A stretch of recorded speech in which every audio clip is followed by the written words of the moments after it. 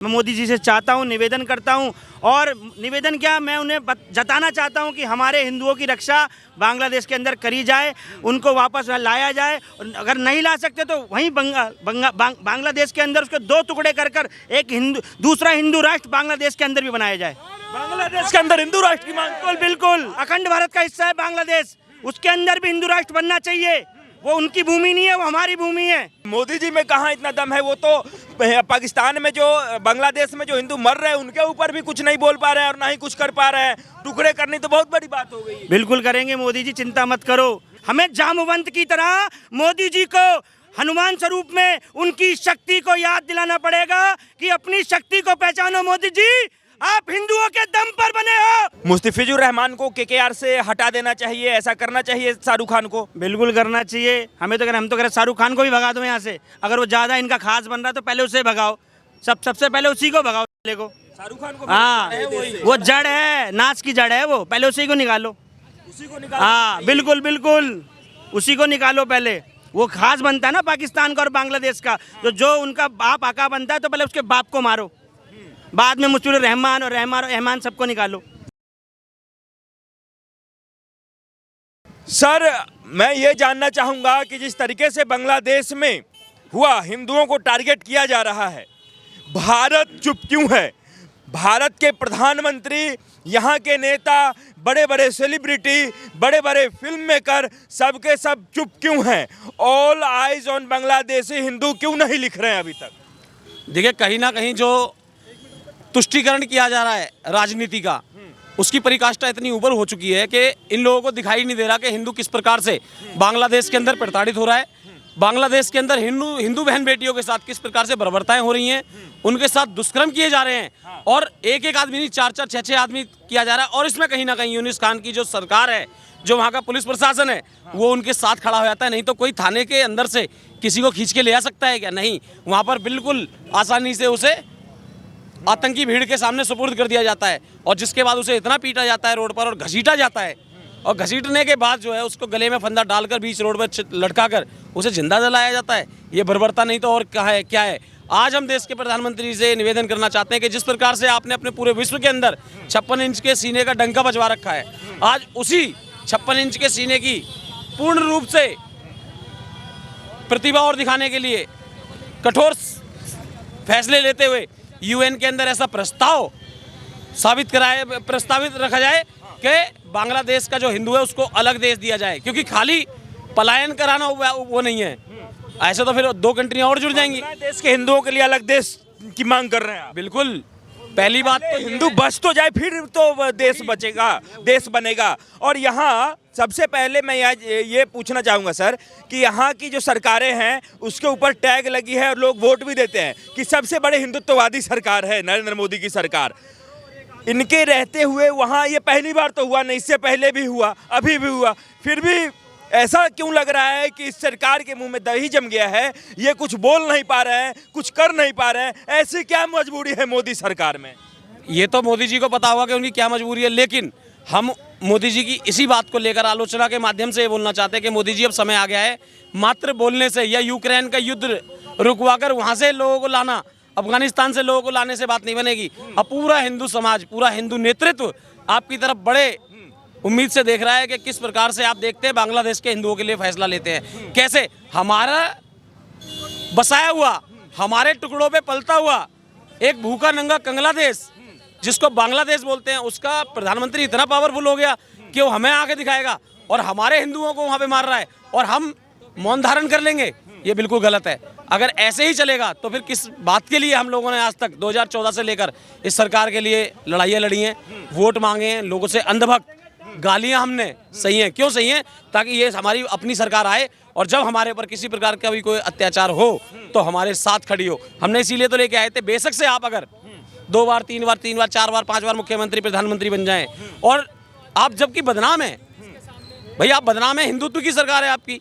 आपने तो कई बार देख लिया, लोगों को फ्लैट दे के देख लिया, आपको राशन दे के देख लिया, आपने खुद पता लगा लिया कि जिस जगह पर आपने फ्लैट बांटे हैं दबा के, वहाँ से आपको वोट एक नहीं मिला।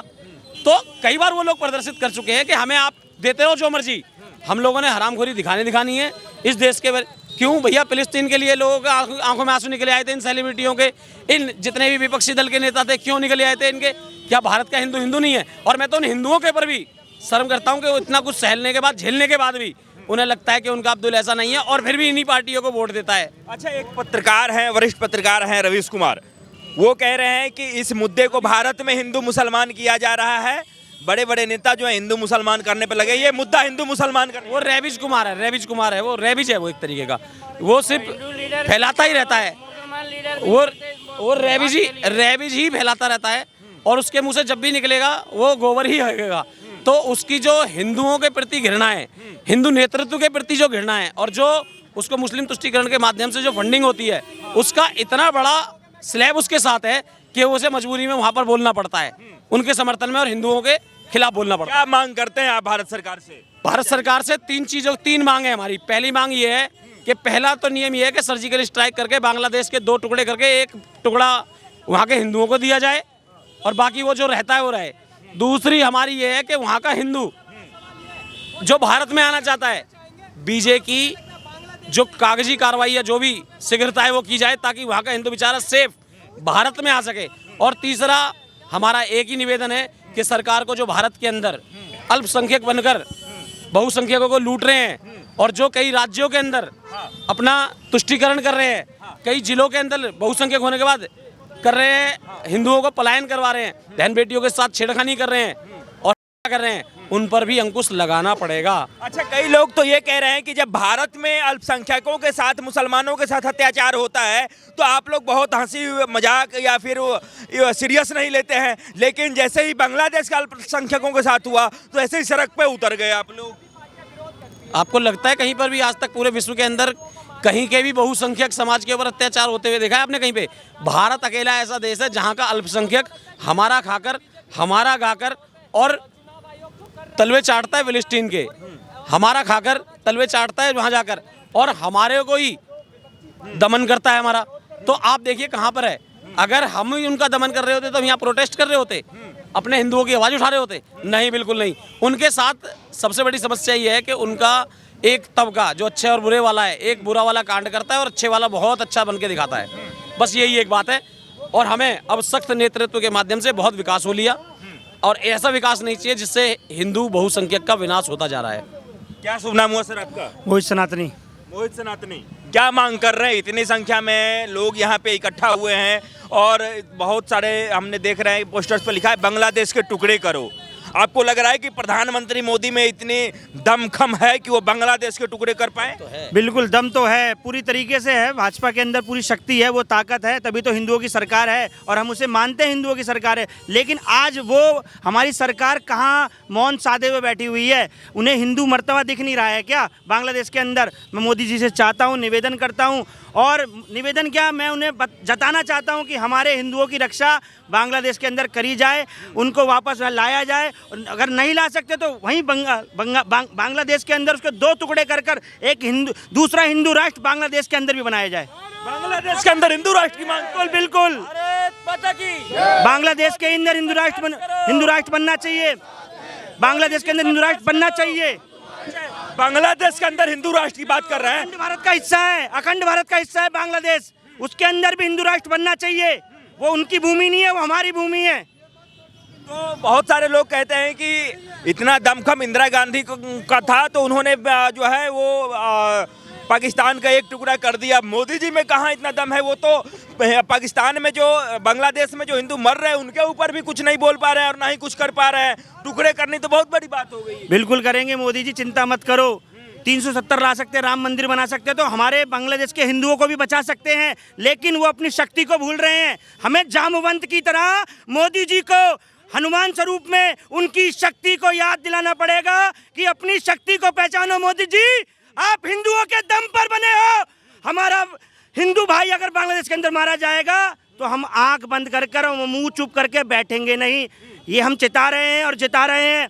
मोदी जी समझ जाइए, आप हमारे लिए कुछ करिए, ये हमारा निवेदन है। सरकार नहीं सुनी तो आप देखिए रोष ऐसा प्रकट विकराल रूप महाकाल का प्रकट होगा कि भूमि थरथर कांपेगी और जो विधर्मी अधर्मी मलेच्छ घूम रहे हैं ये भागेंगे और ऐसा भागेंगे इनको जमीन नहीं कम पड़ जाएगी। इस बात की मांग कर रहे हैं आप लोग, ये बात सरकार ना सुने तो क्या करेंगे आप लोग? इस प्रदर्शन को और प्रचंड करेंगे, अपनी बात को और सख्त के रूप में रखेंगे और फिर एक ऐसा आंदोलन दिल्ली के अंदर, दिल्ली में रहते हैं दिल्ली के अंदर छेड़ेंगे कि घर घर तक ये आवाज़ पहुंचाएंगे कि हिंदुओं एक हो जाओ और अपनी सरकार से मांग करो कि भारत और बांग्लादेश के हिंदुओं को बचाओ। क्या कहेंगे अम्मा आप?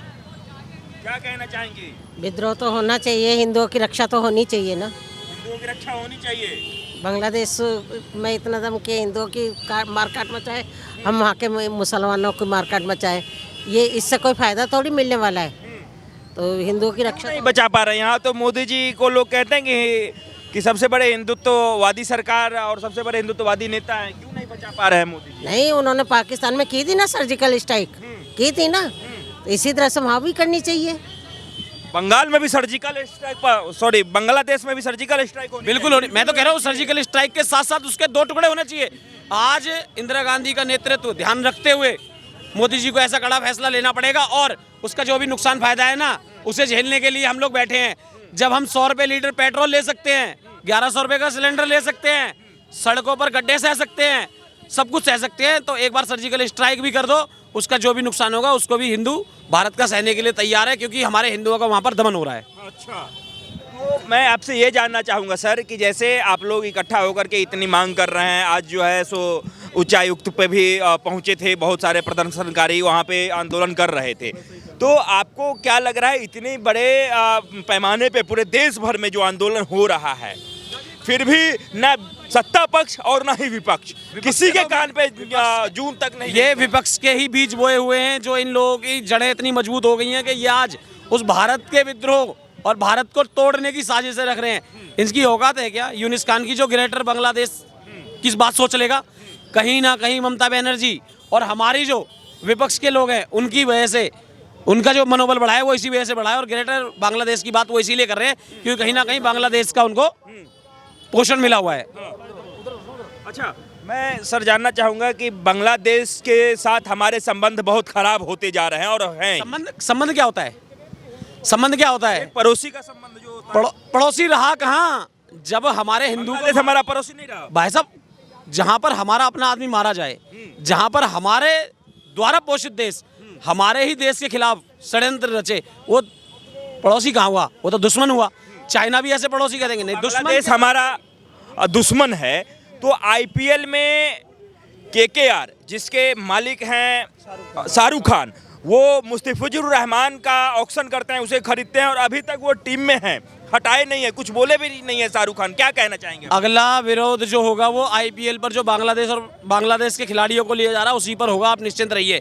और पूर्ण रूप से बहिष्कृत किया जाएगा उस टीम को, उस व्यक्ति को। और खासकर भारत के अंदर तो ये बिल्कुल नहीं होना चाहिए कि जिस देश का खिलाड़ी हमारा खाएगा और हमारे लिए फिर वहाँ जाकर कमाकर हमारे खिलाफ हो रहे विद्रोह में अपना फंड देगा, ऐसा हमें खिलाड़ी किसी भी आईपीएल की टीम में चाहिए ही नहीं। और जो भी मालिक इन खिलाड़ियों को ले रहे हैं वो भी देशद्रोहियों से कम नहीं है। मुस्तफिजुर रहमान को केकेआर से हटा देना चाहिए, ऐसा करना चाहिए शाहरुख खान को? बिल्कुल करना चाहिए। हम तो कह रहे शाहरुख खान को भी भगा दो यहाँ से। अगर वो ज़्यादा इनका खास बन रहा है तो पहले उसे भगाओ, सबसे पहले उसी को भगाओ। को शाहरुख खान को हाँ, वो जड़ है, नाच की जड़ है वो, पहले उसी को निकालो। उसी को निकालो। हाँ बिल्कुल बिल्कुल, उसी को निकालो पहले। वो खास बनता है ना पाकिस्तान का और बांग्लादेश का, जो उनका बाप आका बनता है तो पहले उसके बाप को मारो, बाद में मुस्तफिजुर रहमान और रहमान सबको निकालो। अच्छा, बिल्कुल। आपको क्या लगता है कि देश में आईपीएल बैन होनी चाहिए जैसे इस तरीके का? अगर इस प्रकार से चलेगा, हमारे विद्रोही जो हमारे देश को तोड़ने की बात करते हैं, अगर ऐसे लोगों को, पाकिस्तान बांग्लादेश के लोगों को अगर तुमको खिलाना है तो ऐसे आईपीएल की हमें ज़रूरत नहीं है। हमें ना उसे खेलना है ना उसे देखना है। मैं तो वैसे भी आईपीएल देखता ही नहीं हूँ। गेम लगता है, अंग्रेज लेके आए थे, गेम एक नंबर का। अच्छा, ठीक है। आइए मैं और भी लोगों से बात करता हूँ। क्या नाम हुआ था? लखन सिंह। लखन सिंह, हाँ जी। क्या कहना चाहेंगे बांग्लादेश में जो हो रहा है उसे कैसे देखते हैं आप? नहीं, गलत हो रहा है जो हो रहा है। हाँ, गलत हो रहा है जो हो रहा है। गलत हो रहा है। हाँ बिल्कुल। क्या मांग करते हैं आप लोग? हिंदुओं की सुरक्षा चाहिए थे, हाँ? हिंदुओं वास्ते सुरक्षा चाहिए थे। हाँ, ठीक है। क्या कहना चाहेंगे सर? देखो जी, जो भी हो रहा है ये बांग्लादेश में जो हो रहा है, जो वो बहुत गलत हो रहा है, होना नहीं चाहिए। तो इसके लिए अब सरकार को चाहिए, सभी संगठनों को मिलकर इसके लिए बहुत सख्त कदम उठाना चाहिए, ताकि ये जो आगे हरकतें हो रही हैं ना हो। वो ये मेरा तो यही है। क्या सुनना हुआ सर आपका? जय सिंह। जय सिंह। तो जय सिंह जी, ये इतना बड़ा प्रोटेस्ट हो रहा है, सब कुछ हो रहा है, भारत में हिंदुत्ववादी सरकार भी कहा जाता है, फिर भी हिंदू सुरक्षित नहीं है और कोई बोलने तक तैयार नहीं है। अगर किसी एक इस्लामिक देश में किसी मुस्लिम के साथ कुछ हो जाता है तो 57 इस्लामिक कंट्री एक साथ आकर के बोलती है, लेकिन हिंदुओं के लिए कोई आवाज़ नहीं उठा पाता। ऐसा क्यों? जिस तरीके से कट्टर सोच ने हिंदुओं को ऊपर टारगेट किया जा रहा है, कट्टर सोच के द्वारा, हम हिंदुओं को जात पात को छोड़ के एकजुट होना होगा सबको।